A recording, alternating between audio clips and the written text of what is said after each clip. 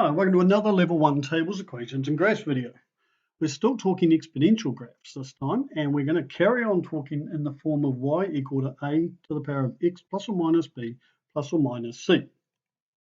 So an exponential graph is a graph that has the following formula. We have a value of a raised to the power of x. We may plus or minus a number onto that x, and then at the end we plus or minus some number called c sometimes. Okay, let's get more into detail about what b and c are. Here's example 1. Y is equal to 2 to the power of x plus 3. So looking at this form, we're starting to get familiar with, we have a value of a, which is 2. We have no value of b, but we have a plus 3 at the end, which is our value of c, positive 3. Here's what the graph looks like. Now this graph here in blue is the graph of 2 to the power of x, just y equals 2 to the power of x. So what is the difference between the old graph of 2 to the power of x and the new graph of 2 to the power of x plus 3? Well, you can see that the new graph has been pushed up 3 squares. That's what the plus 3 does. Do you remember in our parabolas when we plus 3 on the end of a parabola, the whole graph moves up 3 squares, that value of c. Some people like to think of it like the x-axis has just been moved up 3 squares, and then I draw my y equal to 2 to the power of x graph there. Right, here's our second example. Y is equal to 2 to the power of x minus 4. Okay, here's our formula for exponential functions. You can see that a is 2, and this time b is negative 4, but there is no value of c. Right, here's what the graph looks like. Y equal to 2 to the power of x minus 4. Now this blue graph I've just drawn in is just your basic y equal to 2 to the power of x function again.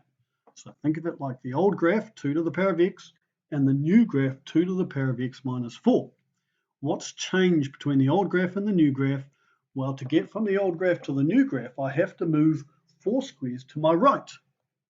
Now that's what's going on here. This is kind of like the value of, this is b, and it's like the value we saw in parabolas. When we saw numbers inside brackets, we did the opposite of what we wanted, and it moved sideways, horizontally.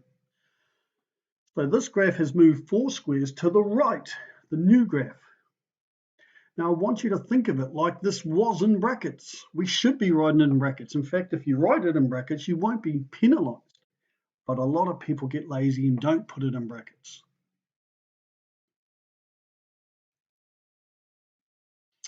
Right, our final example is this one. Y is equal to 2 to the power of x plus 3 subtract 2.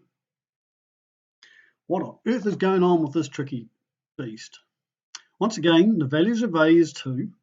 This time b has a value of plus 3 and c is a value of minus 2. So we've got all a, b and c working together.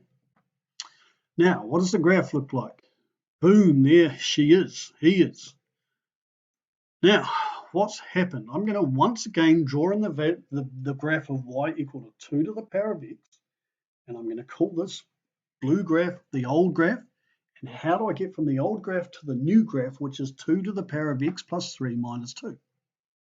Well, I hope you can see that the old graph has had to go 3 squares to the left and then down 2 squares. Every part of the graph's gone 3 squares to the left and down 2.